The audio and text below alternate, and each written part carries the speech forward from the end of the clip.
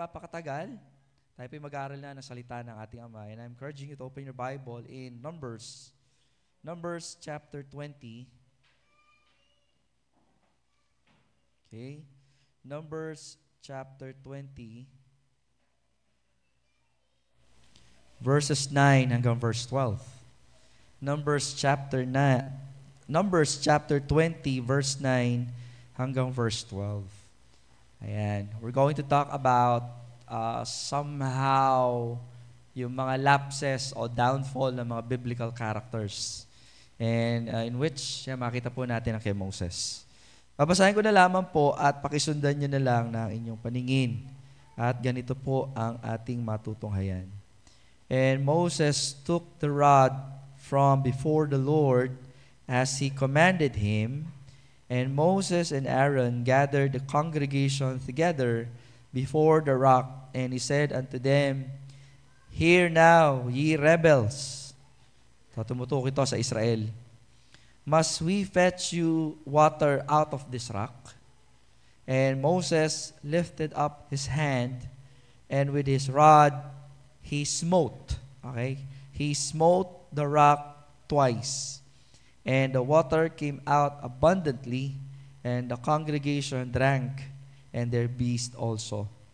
And the Lord spake unto Moses and to Aaron, Behold, ye believe me not. Grabe yun, ano? Ye believe me not. Hindi niyo ako pinaniwalaan. Hindi kayo sumampalataya. To sanctify me in the eyes of the children of Israel. Kumbaga, you did not portray, you did not show, hindi niyo pinakita kung sino ako sa harapan ng bansang Israel ayon sa inutos ko sa inyo.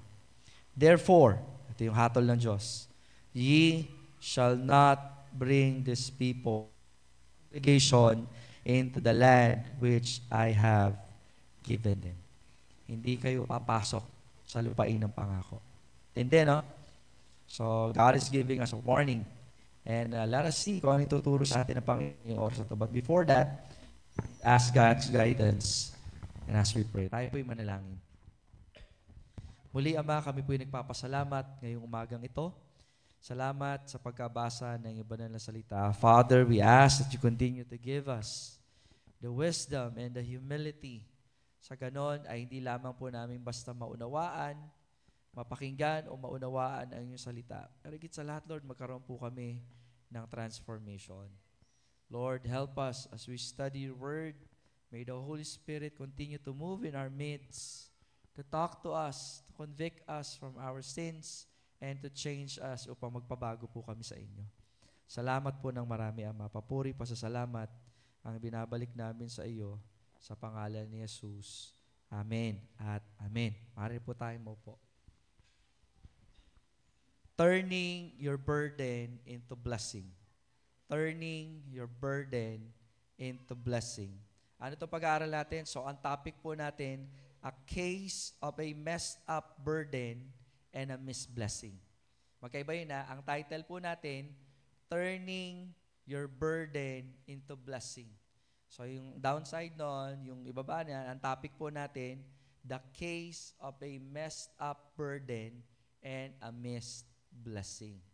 Now, marami po sa atin, mga kapatid, mga minamahal, nung naging mananampalataya ka, siguro, ewan ko nagtataka kayo na hindi lamang tayo basta may problema o hindi lamang tayo basta may pagsubok, nakakaranas po tayo ng matitinding pagsubok. Amen po ba?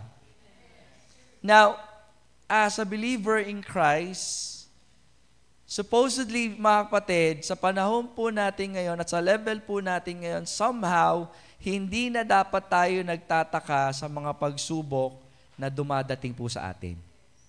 Tama po ba?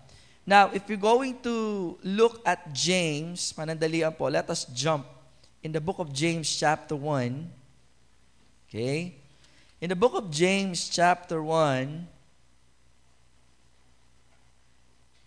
sabi po dito sa verse 2, My brethren, count it all joy when you fall into diverse temptations, knowing this, that the trying of your faith worketh patience. Ulitin ko, ang isang mananampalataya ay dumadating o nakakaranas ng tinatawag po nating hardships. Amen po ba yun? Mga kapatid, kahit hindi ka mananampalataya, dadaan ka pa rin sa hardships. You know why? It's because man is depraved and the consequences of disobedience to God is what? Mahihirapan po tayo.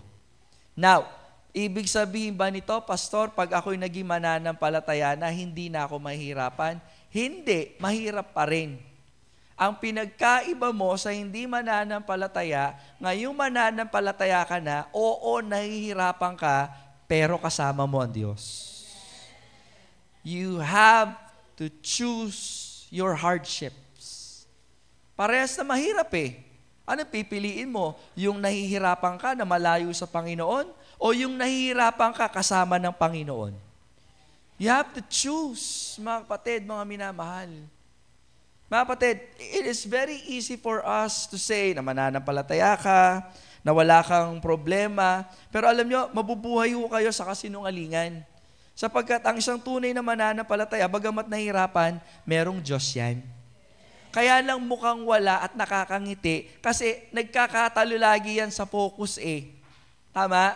Kapag ang focus mo bilang mananampalataya ay sa Panginoon, oo, mabigat. Pero dahil may Diyos ka, mukhang di mabigat. Bakit? Pinabago ng Diyos ang puso mo, ugali mo, ang attitude mo towards hardships in life. Amen? Now, dito po sa ating mapag-aaralan, mga kapatid, we are talking about the burden of following Christ. The burden of following God. Kasi sa kaso ni Moises, sabihin natin, hindi siya Christian. Bakit? Hindi naabutan si Christ. But somehow, we will learn from the life of Moses, following God just like us. Sinusundan natin, tama? Kaya nga po binigyan po tayo ng halimbawa ng ating Panginoong Hesus. Tama po ba? Amen po ba yan? Kaya nga tayo Kristiyanos, tagasunod ni Kristo. But we are living in the church age na hindi natin naabutan si Kristo, yung teachings niya lang. Ang meron tayo ngayon is what? The Holy Spirit. We need to be sensitive to the work, to the, sabihin na natin, presence of the Holy Spirit in our life. Tama ba? Mga kapatid, nung tumanggap tayo ng kaligtasan na nagmula sa ating Panginoon, automatically, nasa sayo na ang banal na Espiritu. Kasi kung mapapansin nyo sa Acts, the transition between the Old Testament papuntang New Testament o sa church age, kinakailangan muna nilang patungan ng kamay bago bumaba yung banal na Espiritu. Kaya nga nagtataka ngayon si Pedro nung napunta siya sa Gentile, kay Cornelius, ano nangyari? Biglang boom, bumaba na lang yung banal na Espiritu sa kanya. Kaya nga yung mga katropa, yung mga apostle, sabi nila, ba't mo kasama yung mga Gentile na yan? Ano ngayon sabi ni Peter? Ano magagawa ko? Bumaba yung banal na Espiritu. Hindi naman ako namimili kung sino maliligtas o hindi. Kung paano pinili tayo, pinili din sila. So dapat tayo magkasama ngayon. So bakit ko po sinasabi to? Now that we have the Spirit, given to us by God, ano nangyayari? Nagkakaroon tayo ng talino. Tama? Kung bakit kami talino? Kasi ginagabayan tayo ng banal na Espiritu. Oy, ba't di ka nag-attend ngayon? Alam niyo po ba nangungusap lagi ang banal na Espiritu? Kung bakit mo sinusundan o hindi ko masasagot yan. Ikaw ang nakakasagot yan.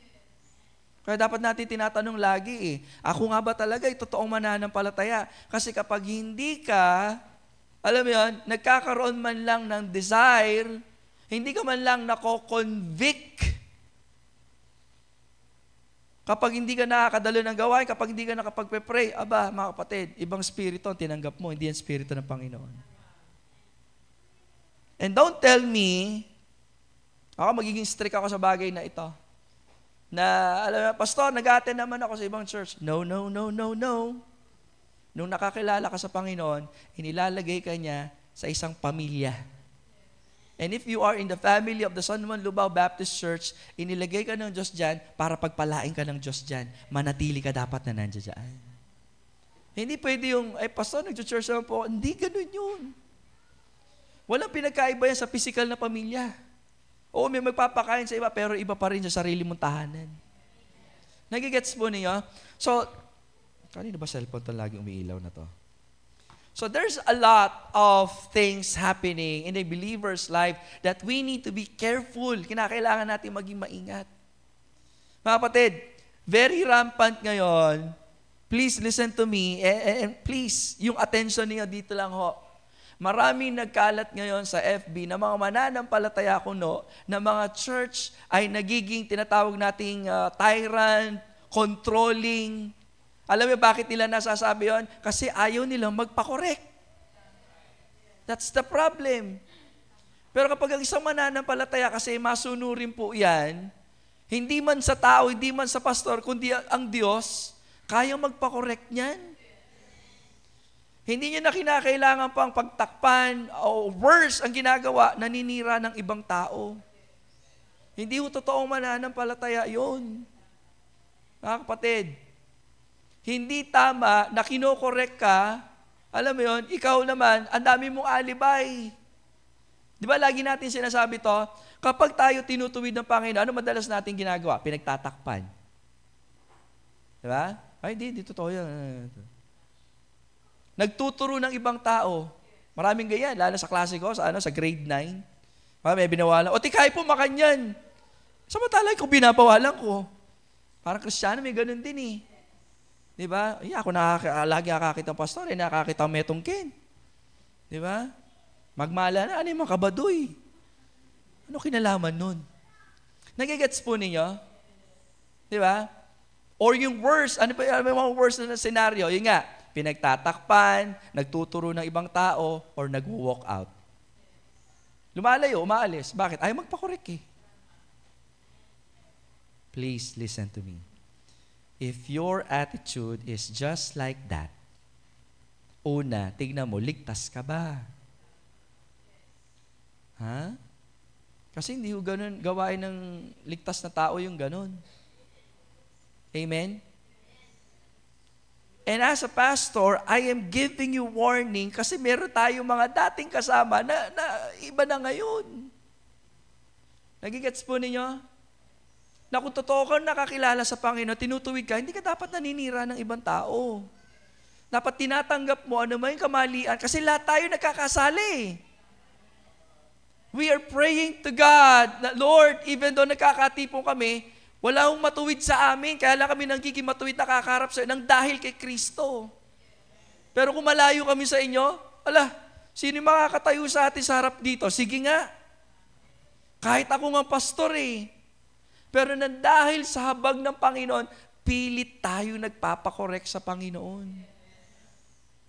We need to ask that kind of attitude. Amen? So we need to have that kind of attitude. Kasi kung hindi, mga kapatid, alam mo yun, paano natin masasabi na ang isang mananampalataya ay iba sa sanlibutan? Kaya nga sabi nga natin, di ba, kapag ikaw bilang isang mananampalataya, hindi na ma-distinguish kung Kristiyano ka o hindi, yari ka dyan. Kaya nga dapat kayo magpasalamat kung pine-persecute kayo. Bakit? Kasi iba ka eh. Yun lang ibig sabihin nun. Ngayon, kung di ka na-persecute, okay lang na nakikigayaw-gayaw ka lang sa mundo, delikado ho yun. Mabuti pang magalit sa akin ng mundo kaysa magalit sa akin ng Diyos. Diba? Hindi tayo ganun, mga kapatid. At hindi dapat tayo papunta doon. Dapat maging malinaw po sa atin kung sino po ang ating tinanggap, kung sino po ang ating pinaglilingkuran. Mga kapatid, ulitin ko, we have burdens. Pinangako naman yan ng Panginoon eh. Tama ba? Amen? Parang ayaw ninyo. May nagme-memorize kaya nito. Philippians 1:29. Tingnan nga natin. Paki-check mo nga dyan. Philippians 1:29. Isa ito lagi sa challenge ko sa mga mahilig mag-memorize ng magagandang verses kagaya ng Jeremiah 29:11. Masama ba yung pastor? Hindi naman. O di kaya yung, alam mo yun, when the time is right, I, the Lord, ano yan? Ayun, memorize nila yan. Ito kaya minimemorize nila?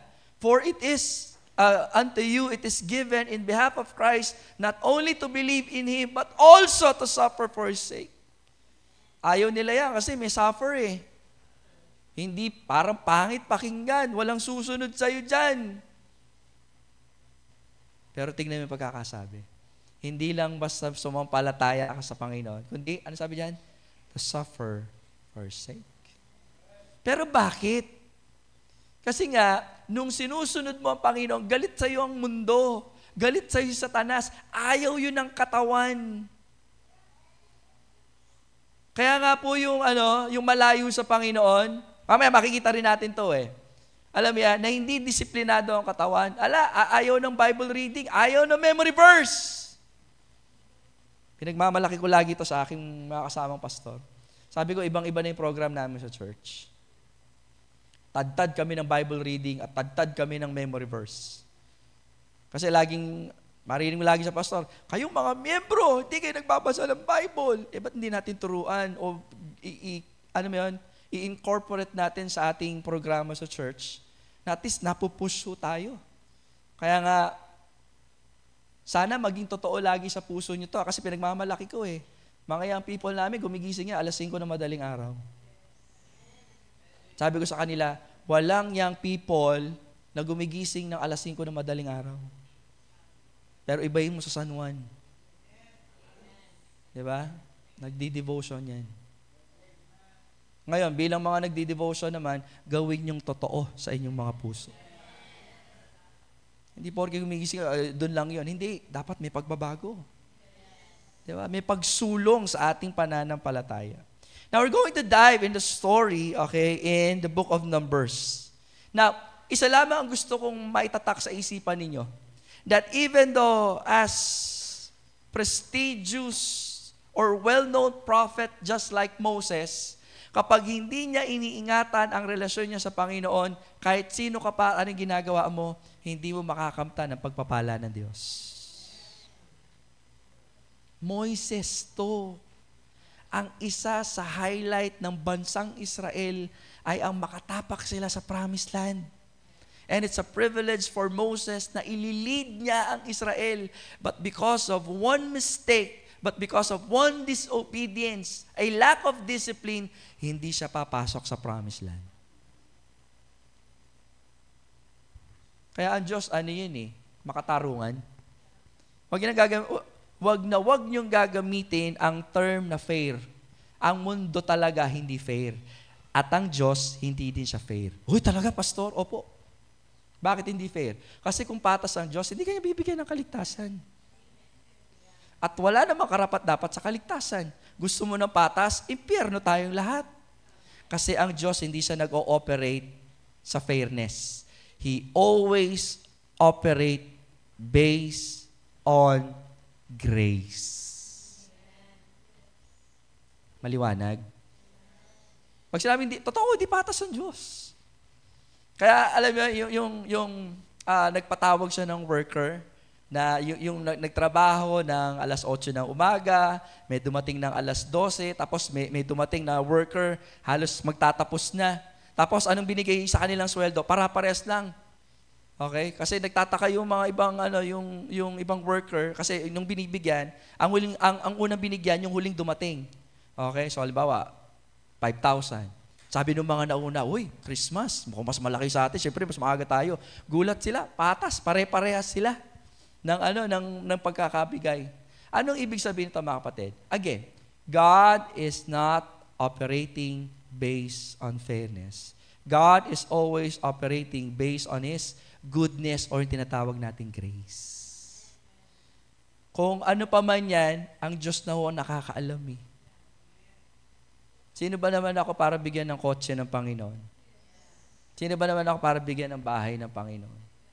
And I hope maranasan niyo din po yan, mga kapatid. Okay? Kung hindi ba mabuti ang Diyos? Mabuti pa rin siya. Kahit hindi ako bigyan ng bahay, mabuti pa rin ang Diyos. Maniwala kayo, mga kapatid. Itong mga bagay na ito, pangalawa lang yan, secondary lang. Lagi yung tatatak sa puso at isipan ninyo. Porque nakakilala kasi sa Panginoon, isip nyo, may kakaganito. Hindi wag yun. Wag ho ganun, mga kapatid. Dahil una sa lahat, nung nakakilala ka sa Panginoon, binigyan ka niya ng kaligtasan, pupunta ka ng langit, hindi ka karapat-dapat doon, pero ibibigay sa iyo ng Panginoon. Napakabuti ng Panginoon. Walang dahilan para hindi siya paglingkuran. Pastor, may pangangailangan ako sa lupa. Palagay nyo, hindi yan alam ng Diyos. Ngayon, kung pinagkatiwalaan ka man ng kayamanan, patuloy kang magtapat sa Panginoon. Ngayon, kung hindi, edi less worry ka, kasi mas maraming kayamanan, mas maraming problema. Mga kapatid, kasi hindi dito kasi ang destinasyon natin eh. Ayun o, makakasama natin ang Panginoon. Ang destinasyon mo, hindi langit ha. Maliwanag po ba? Lagi kong itinututok, pinapakita, pinaparinig, tayo ay naligtas, hindi dahil pupunta ka ng langit. Ikaw ay naligtas ng dahil kay Kristo at makikita natin siya face to face. Ano may langit na wala doon yung nagligtas sa iyo? Walang kwenta yun. Because when we accepted the Lord Jesus Christ, we did not accept religion. We accepted what? A relationship with Him. Eh dapat iniingatan nyo yun eh. Iniingatan nyo yun. Walang anumang trabaho ang pwedeng pumalit dyan. Wala. Wala, wala, wala, wala. Dati medyo nangingimi akong ipangaral yun. Kahit pag-abroad pa yan, lalo na kung kayo may asawa na, I do not suggest, I do not even agree na dapat kayo mag-abroad kasi ang magiging katwiran yung mahirap ang buhay. Kasi the moment na kinasal ka, lagi natin sinasabi, for better or for worse. In sickness and in health. Diba? Ano lang maghiwalay sa inyo? Kamatayan. Kung may pangangailangan, magsama kayong mag-asawa at hingin nyo sa Panginoon. Ngayon, kung binata, edi, sige, mag-abroad ka lang hanggat gusto mo. Diba? Pero pag nagpapamilya ka na and everything, diba, dapat establish sa iyong family o sa iyong bubuing family ang relationship mo kay God. Amen po ba yan? Mga kapatid, life is hard. Choose your hard, mga kapatid. Amen? Ulitin ko life is hard. Ano gagawin mo? Choose your hard. Choose your difficult or difficulties. Mahirap na malayo sa Panginoon eh. Ay, mahirap ang nasa Panginoon eh. Pero mas mahirap ang malayo sa Panginoon. Choose your hard. Ngayon, pinipili na mapalayo sa Panginoon, okay. Pero anong mukha ang iharap mo sa Panginoon pagharap mo sa Kanya? Kasi sinasabi mong Kristiyano ka, pero hindi siya nauuna sa lahat ng bagay sa iyong buhay. God has given you a family, pahalagahan ninyo, mahalin po ninyo. Okay? Now, dito sa pagkakataong ito, mukhang mahaba ako sa introduction, in the book of Numbers, Moses has given the opportunity to minister. Okay? But sadly, or I'm going to use the word unfortunately, hindi po siya nakarating doon eh. Now, what is the messed up burden? Nabasa ko lang ito. Sabi ganito, it is not the load that wears you down. It is not the load that wears you down. It's the way you carry it. Lahat kasi tayo may dala-dala, may bigatin eh. Actually, hindi naman yung bigat ang nagpapahirap sa atin. Ang nagpapahirap sa atin kung paano natin dalhin yung paghihirap na binubuhat po natin. Ngayon, kung pinipilit mong kayanin sa sarili mo, talaga mahirap. Ano sabi ng Panginoon? God is offering you an assistance. Amen? Ano yung sabi sa Matthew? For my burden is easy and my yoke is light. Tama? Invitation yun ng Panginoon. Amen? Alam mo ba yung verse? Come unto me, all ye that labor and are heavy laden, and I will give you rest. Ang binibigyan ng rest, yung nag-work ha. Mamaya tamad ka naman, pero paano ako kapag Lord? Hindi pahinga ang dapat ibigay sa iyo. Latigo ang dapat ibigay sa iyo. Okay? Kasi tamad ka. But for those people that they are striving in this life to serve God and to work for their family, napapagod ka, that's natural. Lumapit ka sa Panginoon kasi may lalapitan ka. Problema kasi may lalapitan ka na, kani-kanino ka pa lumalapit eh. Tama?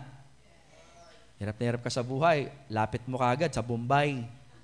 Kay 5-6. Okay, kung di naman kay Bombay, lalapit ka kay Marites. O di kaya kay FB. Diba? Tapos magpapaawa ka doon. Diba? Magti-TikTok ka, may paluha-luha ka pang ganun. Ang hirap ng buhay. Yung isang mata lang yung lumuluha Tapos may background music na nakakaiyak. Ba't hindi mo sabihin kay Lord? TikTok mo pa. Yayaman ka ba ron? Hindi ba siguro ginawa ng business niya, pero kung wala kang ganon, lalo na siguro, kagaya ko siguro, pangit din ako. Wala eh. Hindi mo forte yan. Pero kung sakaling meron mang bagay na nagiging pabigat o hirap sa iyong buhay, meron tayong malalapitan. Sino? Ang Panginoon po lamang. Now, let us look at the problem of Moses. We need to go back in verse 2. Tingnan natin. Sabi sa verse 2 ganito, and there was no water for the congregation. Okay, anong trabaho ni Moises? To lead the Israel sa pamamagitan ng utos ng Panginoon, sa instruction ng Panginoon. So nagkaroon po sila ng burden, nagkaroon sila ng problema. And they gathered themselves together against Moses and against Aaron. Ewan ko kung ano ugali talaga ito meron itong mga tao ito. Mga ingrato. Di ba? From the time na iniligtas sila ng Panginoon, God has provided for them. God has saw the miracle, the provision, the protection. Nakita nila yun kung paanong, alam yun, ang Diyos pinalubog niya yung dagat para patayin yung mga Egyptian na umahabol sa kanila. Hindi nila nakita yun. Bakit? Ano yung nakita nila? Number 1, ang nakita po kasi nila is undisciplined focus. Undisciplined focus. So instead na makita yung biyaya ng Panginoon, nakita ko ano yung kulang. Nakikinig po ba kayo? Yan, isa sa mensahe natin ngayong umagang ito. If you have undisciplined focus, ang mas nakikita mo kung ano yung kulang kaysa sa anong meron, yan na yun. Okay? Yan na yung start ng pagbagsak. And if you want to turn that burden into blessing, you have to change your focus. Hindi ko sinasabing walang problema. May problema. Pero ang magiging reality mo, hindi yung problema, kundi yung gagawin ng Diyos. Pastor, mahirap.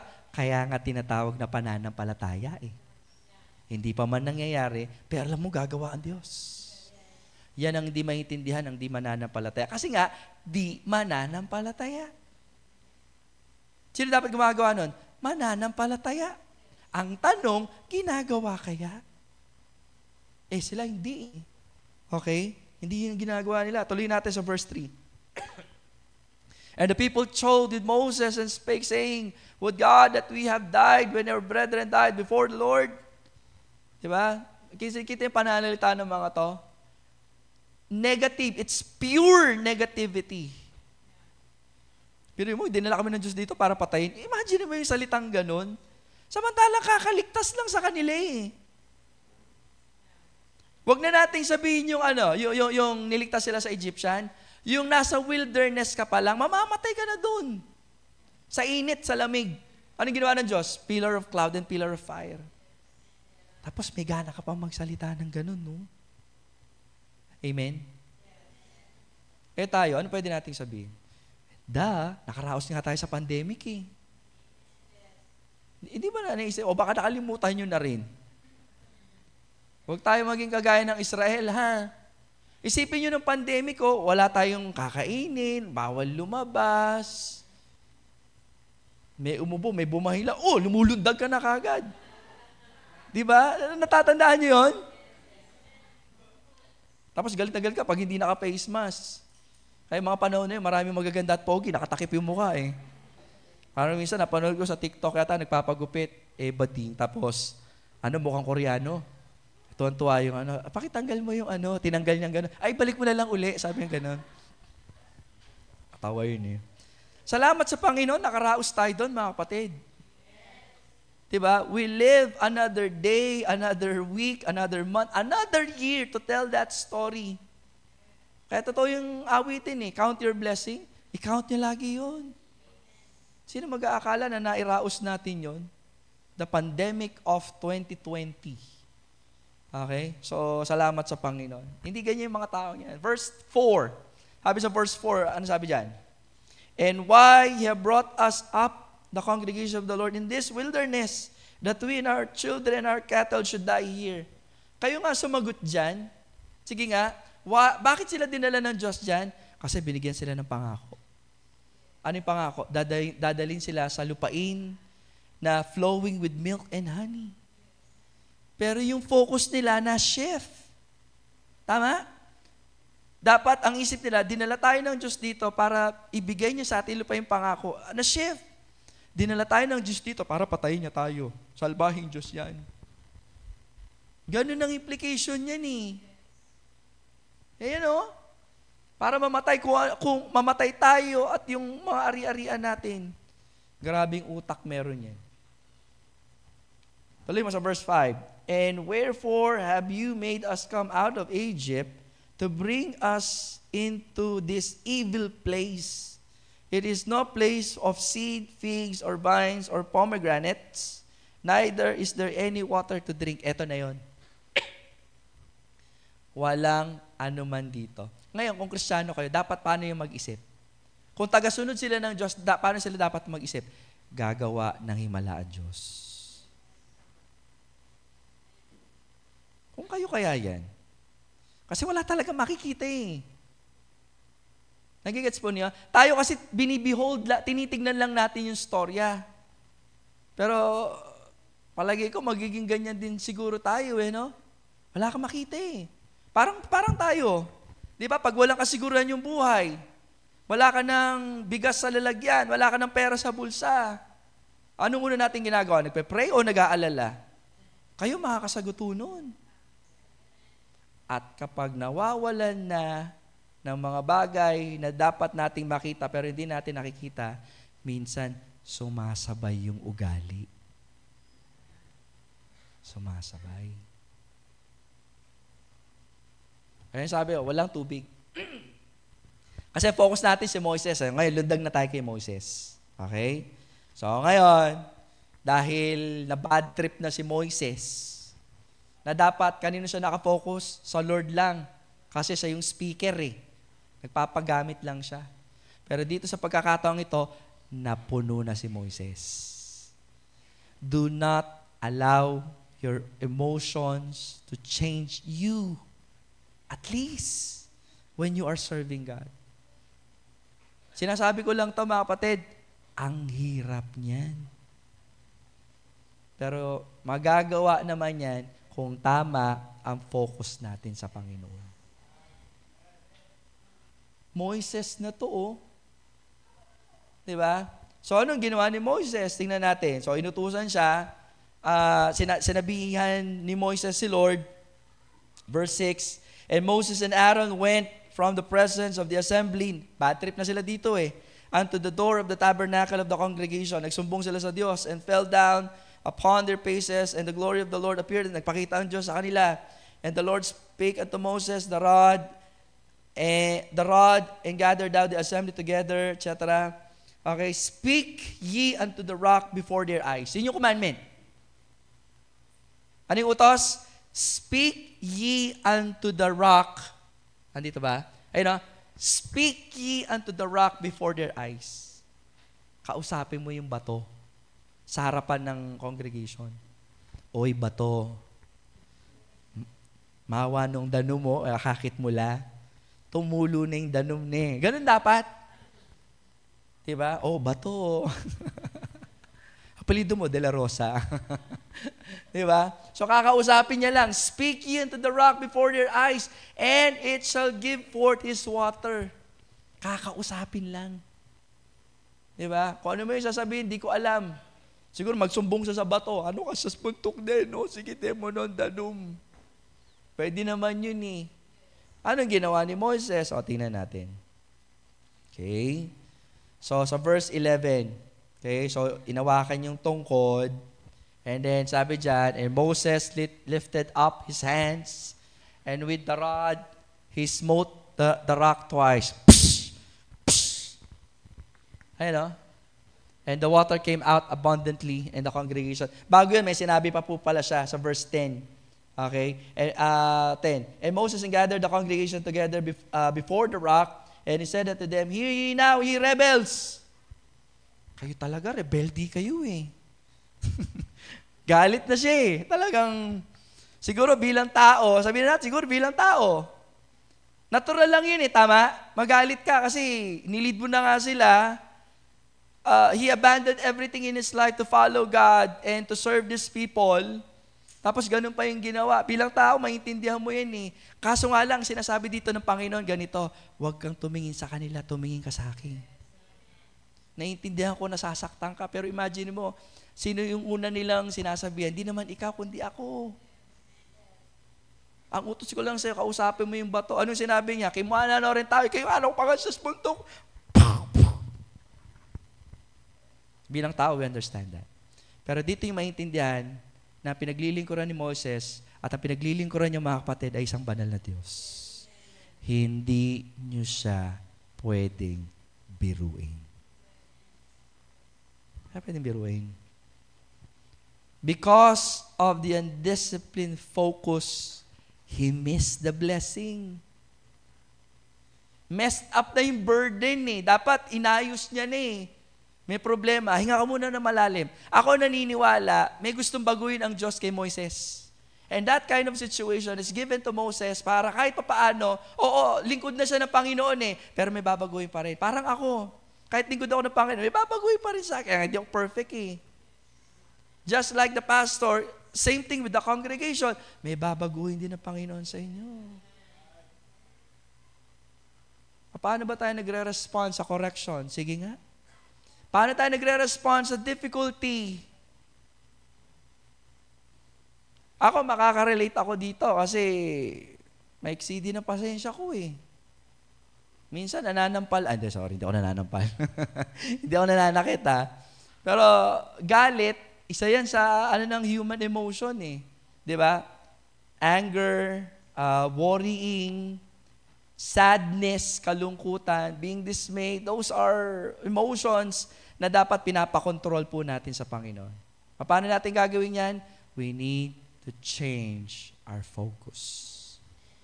Because undisciplined focus, alam mo yan, will not bring you to God's blessing. It will not bring you to God's blessing. Sabi John, he smote the rock and the water came out abundantly. Tanong, bakit inalaw pa rin ito ng Panginoon? Kasi nga kalooban niya na gusto ipakita sa Israel. Nagigets niyo? Bakit ito inalaw? Iba yung pangungusap niya sa Israel, pero dinidil niya pa rin si Moises dito eh. So pagkatapos tumulo ng tubig, eto na, kinausap na ng Panginoon sa verse 12. And the Lord spake unto Moses and to Aaron, because ye believe me not. Ano yung sabihin yung believe dito? Believe kasi hindi nila sinunod yung instruction ng Panginoon. Nagigets niyo? Naging blinded sila ng emotion. Kaya kapag kinokorek tayo, dapat ang makita hindi ibang tao, kundi ikaw at ang Diyos lang. Lord, salamat, may nagko-correct sa akin. Hindi yung, correct yun, matsura na yung manugali. Although sometimes that's true, pwede naman totoo yun eh. Pero hindi yun ang focus dun eh. Ikaw at ang Diyos. Kung yung nagko-correct sa'yo, feeling mo mas mabait ka doon, okay, sige, granting. Ngayon, kung totoo mabait ka, magpabago tayo sa Panginoon.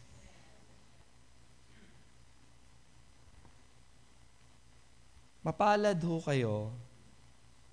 Kasi kami, nung mga young people kami, wala kaming kagaya ng sa Hoplon. Wala kaming ganun. Biyaya na rin lang ng Panginoon na naging ganito ako, na wala talagang actual na nag-mentor sa akin. Biyaya lang talaga lahat ng Panginoon. Kaya wag magagalit si Dennis, si Em, pag pinapagalitan ko kayo, kasi hindi ko naranasan yan. Okay? So, at least kahit papaano, yung mga lesson ko in the past, ay naipapasa ko sa kanila. And treat that as a blessing coming from God. Amen. So, ganun din ho sa mga nagli-leader sa inyo, mga nag-lead, not leader, nagli-lead ng devotion ho sa inyo. Actually, they have different characters. Hindi lahat matapang, may malumanay, may medyo malumanay, may medyo matapang, may sobrang tapang, may mala-impyerno ang tapang. Sino yon? Ako yun. Tuloy lang, mga kapatid. Kasi nga, si Melissa ba yung tumawa na yan? Didisiplinahin natin mamaya yan. Okay? So, tanong nyo lagi, ba't ba nangyayari itong mga bagay na ito? Please listen to me. Bakit nangyayari ito? Bakit inaalaw ng Panginoon? Kasi may nais siyang ituro sa inyo. In short, mahal pa rin tayo ng Panginoon pag ganun. Tama? Number 2, undisciplined focus. Number 2, unchecked attitude. Unchecked attitude. So kanina, sabi ko nga, hindi lang yung bansang Israel ang dinidil ng Panginoon. So dito sa pagkakataong ito, siyempre anak niya rin si Moises eh. Okay? So may kinakailangan i-check sa kanya. Ano yun? Temper. Sino pa yung mga dinil ng Diyos sa temper nila?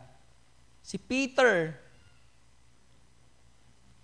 Huwag kang loloko-loko kay Peter. Tatagpasin niya yung tenga mo eh. Ganun siya. Matapang na, madaldal pa. Yung tipong ang motto niya, I have to say something. Ganun siya. Parang si Dennis, yung tipong ka nagsasalita, sisingit na lang bigla. Para siyang masamang spirito na parang papasok na lang na ganun. Ang pangit ng illustration, hindi ko sinasabing masamang spirito siya, ha? Hindi ko rin sinasabing mukhang masamang spirito siya. Ang sinasabi ko lang, yung attitude na tipong si Peter, ganun eh. Parang may masabi lang. Alam mo yung kagandahan, hindi lang tayo basta anak ng Diyos. Ano yan? Ibig sabihin, ang Diyos, para siyang Ama, na kapag may mali sa atin, itinutuwid tayo ng Diyos. Kaso nga lang, although tinutuwid siya ng Panginoon, anong na-miss dito ni Moises? Hindi niya na-check yung attitude niya. Yun yung taong lumalago, sa totoo lang. Kapag lagi mo chine-check yung sarili mo. Hindi feeling lagi kang magaling. Amen. May kakilala akong gano'n. Bad trip talaga ako. Kaklase ko yun eh. Alam mo yun, yung feeling na magjo-joke ka, pati yung joke mo, iko-correct ka din.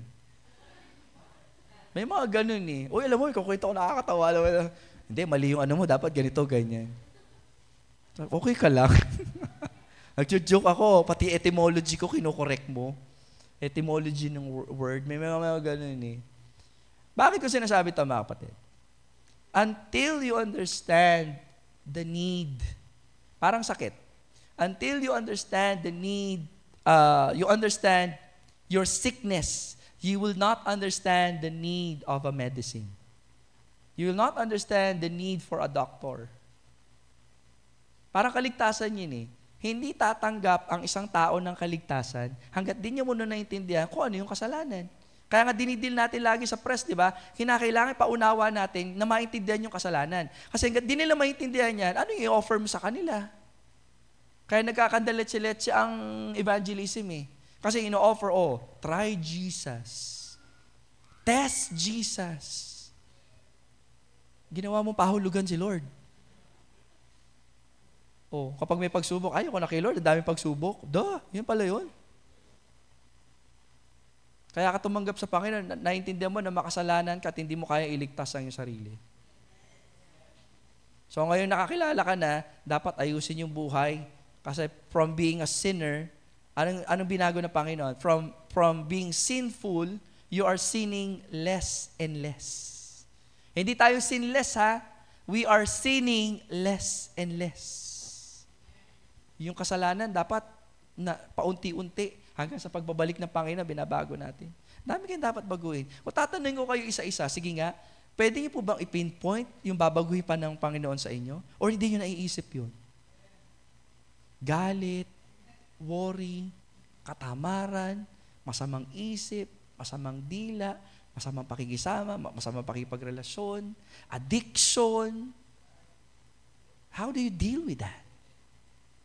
Kasi kung hindi nyo i-check yung attitude nyo na yan, just like Moses, meron siya? Unchecked attitude. Yun yung naging susi para hindi niya matanggap yung blessing ng Panginoon.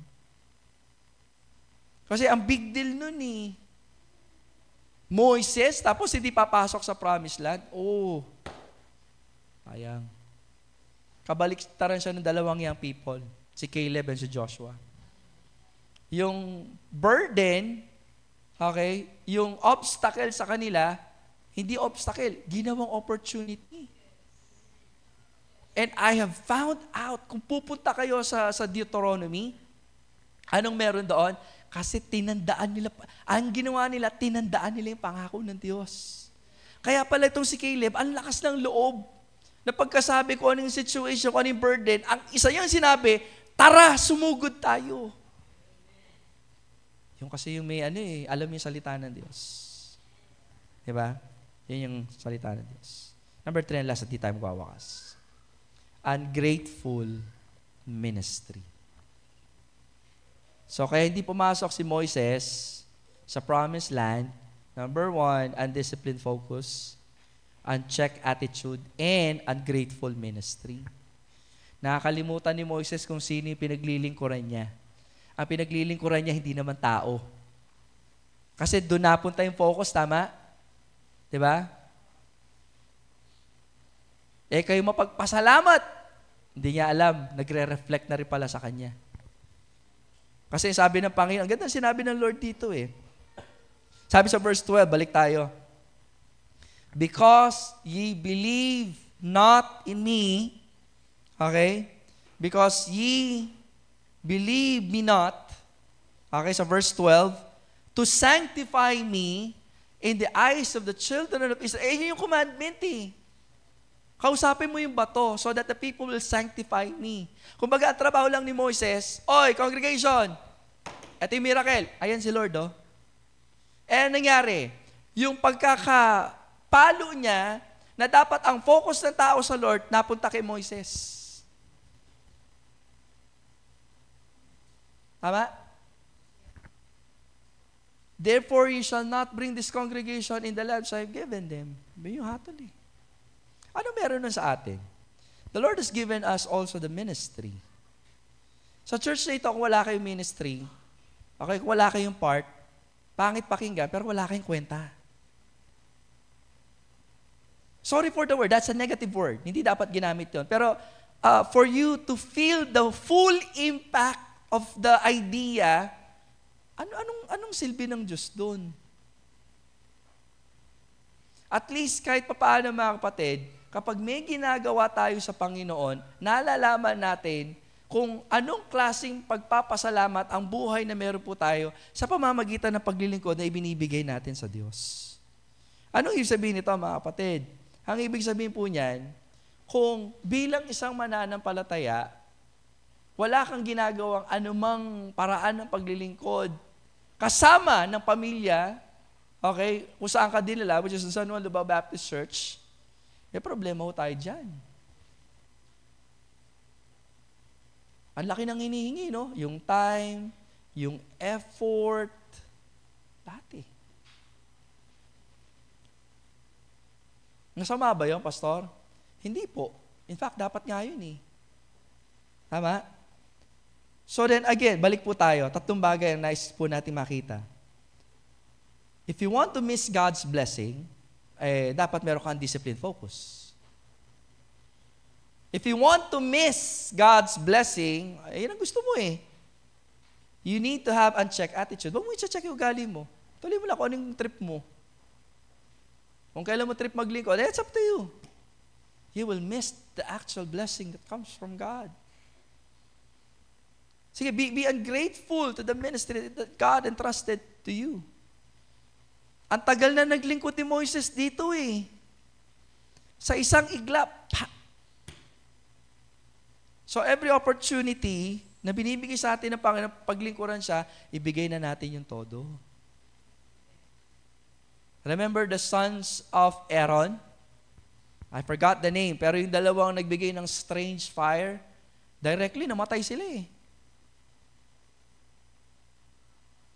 Unfair ba ang Diyos? Hindi. Mabiyaya nga ang Panginoon Kaso kasi dapat nilang kilalanin na pinaglilingkuran nila, banal na Diyos.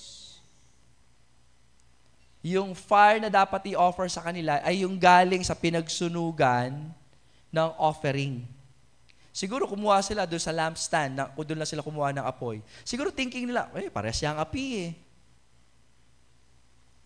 So the moment na sinunog nila, tinupok sila ng apoy. Tahimik lang si Moises dun si Aaron, yung tatay nila. Sakit yun. Is God unfair? No.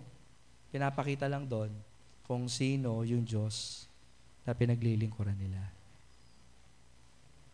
Mga kapatid, even though we're not living the life of an Israelite or in the biblical times, in the Old Testament times, kung bakit siguro hindi tayo nagkakaroon ng katagumpayan sa buhay, and I'm not saying the success kagaya ng mundo, ha? Katagumpayan, ibig sabihin, alam mo yung direksyon mo sa buhay, kasi nga, alam mo yun, baka nagagawa natin itong tatlo. We have undisciplined focus. We have unchecked attitude, and we are ungrateful in the ministry. It's about time to change that. Baguhin natin ito. Nakakatuwa ang Panginoon kasi hindi lang dito nagtatapos ang buhay ni Moises. Alam niyo po ba yon? Babalik si Moises kasama ni Elijah. Okay? Kung ano gagawin nila, abangan ninyo kasi pagbaba nila, during that time, spectator na lang tayo, nanonood po tayo. And you will notice kung ano yung biyaya ng Panginoon sa mga taong ito. Well, setting that story aside, pag-usapan natin yung sarili po natin. Kamusta na ang buhay ngayon? Mahirap eh. Pero pwede natin gawin to turn your burden into blessing. Kung iingatan mo ang relasyon mo sa Panginoon, focus, attitude, ministry. Tayo po lahat tumayo, tayo po manalangin sa Panginoon. Habang lahat ng ulo ay nakayuko at lahat ng mga matay nakapikit, tayo po manalangin. Panginoon Diyos, salamat po sa pagkakapangaral na yung banal na salita. Ang mga salitang ito ay hindi galing sa tao, kundi ito'y salitang nagmula sa inyo. Ingatan niyo po kami at baguhin ayon sa inyong kalooban. Sa ganoon, ang aming tuon o yung focus po namin ay hindi ho sa problema na meron kami, hindi ho sa mga tao na nakapaligid sa amin, kundi sa inyo po lang. Ganun din po ang aming mga pag-uugali na dapat po namin ayusin. Sa ayos, ayon po sa inyong biyaya. Tulungan niyo po kami na magkaroon kami ng kababaan ng puso, the humility of the heart, so that we may recognize everything that is not